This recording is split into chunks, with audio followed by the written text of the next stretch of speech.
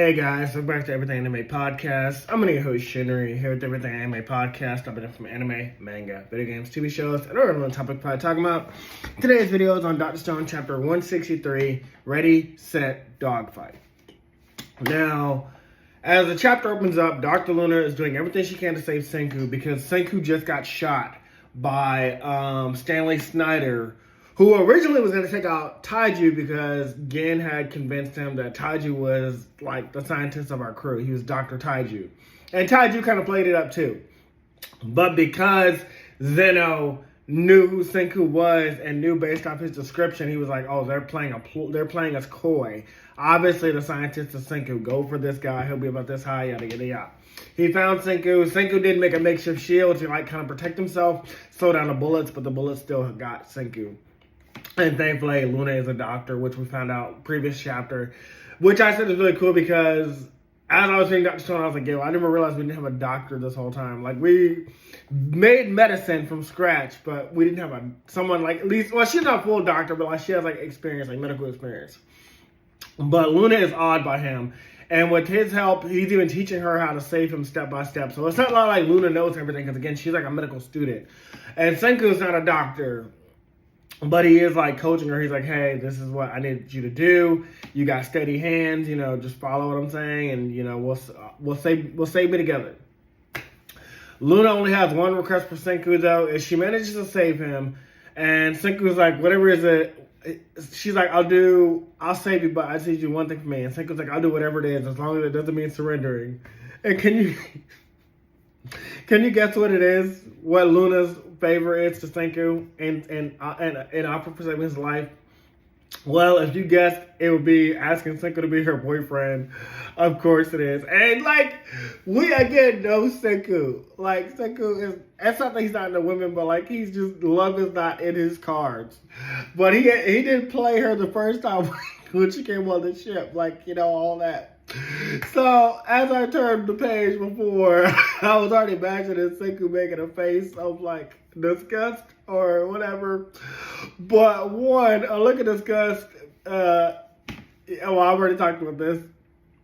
But I thought he would I thought he might twist it and play it up again, oh yeah, sure, I'll be with you, just cause Senku does whatever he has to do to like trick somebody into working for him. But he actually does have a look of disgust when you turn the page. He's not actually like trying to play it up at first.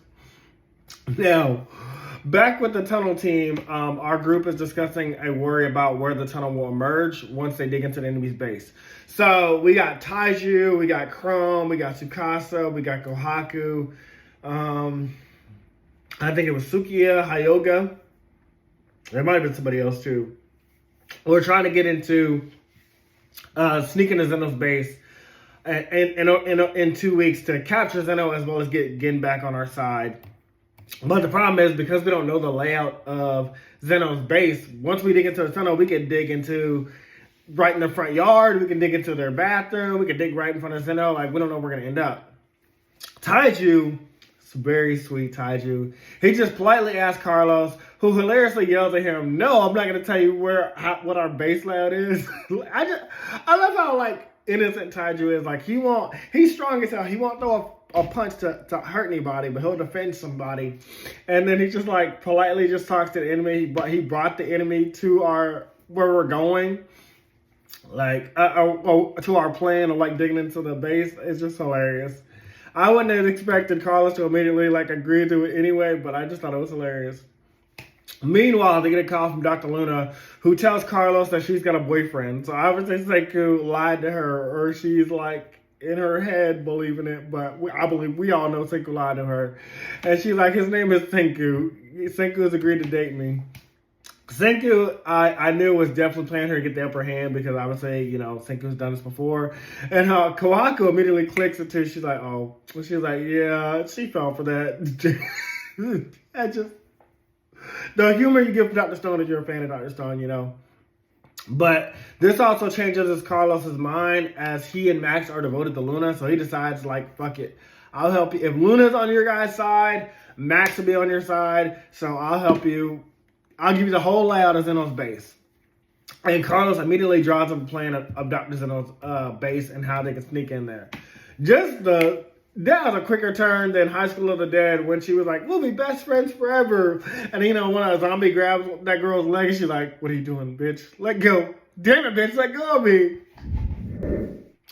I showed that scene to my nephew and my brother. They was dying laughing. The switch up was crazy. And that's what Carlos just did. The switch up on Zeno was just like, oh, well, Luna switched sides. I'm switching sides too. Meanwhile, they relayed their other plans to Gan through a secret earring piece that he's wearing. This is the earring piece from the Petrification Kingdom when we made that for Kohaku as well as Mozu so we could communicate with them. And then, obviously got stole by Irabara, the one from Kohaku, and he found out about our plan. Gen still has the earring on, and that's how we're communicating with him. Now, Gen, being a mentalist, immediately figures out their plan because they can't outright tell Gen, hey, we're digging into the base. Gen's just got to figure it out because Gen's a mentalist. Well, all of our team in the Kingdom of Science, we all just understand each other. Whenever Ryusei was underwater and trying to tell Taiji, we need your help to pull Kaseki out. How did he say it? Taiji was like, oh, well, friends understand each other about words or something. We understand each other through our hearts, which is very cool. I love that scene. I love that panel. And so Gen's like, oh, I already figured out. I already know what you got to do, and I got you. Meanwhile, at the same time, a man named Dr. Brody, this is the one we find out who the engineer of the Northern Kingdom of Science is. He's basically their version of Kaseki. He finally puts his final touches to the machine that he's been working on, but we don't get to see what it is just yet. It's not a spoiler, but it's a major reveal whenever we get to that chapter. But it did surprise me, although I felt like we had already had that technology seen before, but I guess not. But once we get there, you'll see what that machine was that they've been working on. As we flash back to the ship, Luna realizes that what dating Senku means. That he's only using her for his own personal gain. He doesn't give a crap about her. I love that, she has this, self-awareness in the same chapter that she realizes, Senku, played her twice already. Senku, tricked you twice, girl, pretending that he was in love with you or had this sweetness to him. And I love all the characters' reactions in the background. They're like, you just figured that out, or at least you figured it out. Again, it's humor that you get if you watch Dr. Stone or read Dr. Stone. I just find it so hilarious. I love it. But now that 2 weeks have passed and the scientific showdown has begun, Stanley Snyder has returned with a brand new plane. And I was wondering if that was the machine that Stanley Snyder had been working on. But I was like, there's no way. Stanley Snyder would have wasted 2 weeks working on a plane because we've already seen him have a plane before. But before we get to know what their secret weapon we prepared to launch our own plane. Because remember, we had eroded Stanley Snyder's original engine, but we kept his plane, and we now turned it into our own aircraft. Senku is back, though not looking 100% better. You can see him sweating. You can see his face look kind of drained. I kind of like that they did that. It's a nice little detailed touch. With Ryusei flying at the helm and Senku in the back, it's time for an air battle, a dog fight. I actually ended the chapter here because I thought that was really cool. I was like, oh my god. The only time I've ever played a game with a dogfight was Sly Cooper 4 or something like that, or maybe it was Sly Cooper 3. But I do like that that's where we're going. The stakes always stay high in Dr. Stone.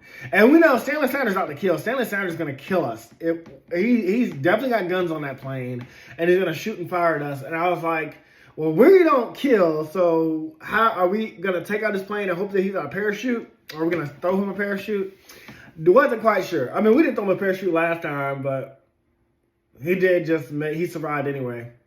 So maybe they're just hoping the same thing will happen. Anyways, even though I know what happens because I'm at chapter 195, I'm going to wait till I catch up with you guys because, I'm a pretty good distance ahead of you guys. So anyways, that's all for this video. Talk to you guys next one. See you later. Bye. Hey guys, this video was sponsored by me, the author of the Shinry series, the Chronicles of Wayne, and Monsterverse. So I figured I'd do this outro a little bit different by showing you guys what you guys will be checking out. So, the Shinry series starts with Book 1, Shobu Samurai Project Aryoku. 10 years after the death of his parents, Shobu Samurai returns home, seeking vengeance, but instead faces the choice to save his home from shadow creatures, blood beasts, and an organization once thought dead. Shinry's Shobu Samurai starts at $9.99. And if you love anime, manga, Naruto, One Piece, Bleach, Yu Yu Hakusho, Fairy Tail, Shaman King, Rave Master, Zatch Bell, anything like that, the Shinry series is definitely the series for you. You'll definitely want to check it out. The Sword of Light is probably the thickest one so far, and then these books are 2. This is Enter the Dread Zone Tournament, and the series original ending, Arado the Legendary Conjuring Master. So, and I'll just show you guys some of the covers. Really proud of all of these, but I hope you guys check it out. If you don't like that, I also have the current published books for the Chronicles of Wayne, Love Be Damned, Cotton Candy, Full Moons, Fabled Lovers, A Cursed Virgin's Bite. If You Go Where Monsters Dance, Red will Rain Over Your House. Love Be Damned. Now, the Chronicles of Wayne is about a geeky guy, or a nerdy guy in high school. His senior year, he has a crush on the hottest guy in school, because of course he does. He's only got one best friend, and her name is Barb. Well, the hottest guy in school turns out to be a werewolf. And to make the story more interesting, he bites Wayne and turns Wayne into the first ever wolfman in the last 10 years. And because of that, it was also a sacred law that wolfmen should never be created. I don't want to get into too much of the Chronicles of Wayne without spoiling it, but I can tell you it's very short. This one sells for $6.99, and Love Be Caged right after it. The ending of this trilogy, Love Be Liberated, comes out in October. So I'm going to definitely do a more full in-depth review of this one. But yeah, it's an LGBT fantasy fiction story about werewolves, vampires, white witches, a dark warlock, and, well, many, many more surprises to come. So if you guys like to read, I definitely recommend. These are all the books so far in the Shinry series, except for Shinry's Beginning. I do have that one, but it's just not here with me. But yeah, I appreciate a like, support, or just a review on Amazon. Either way, thank you guys for watching. I hope you guys have a great day.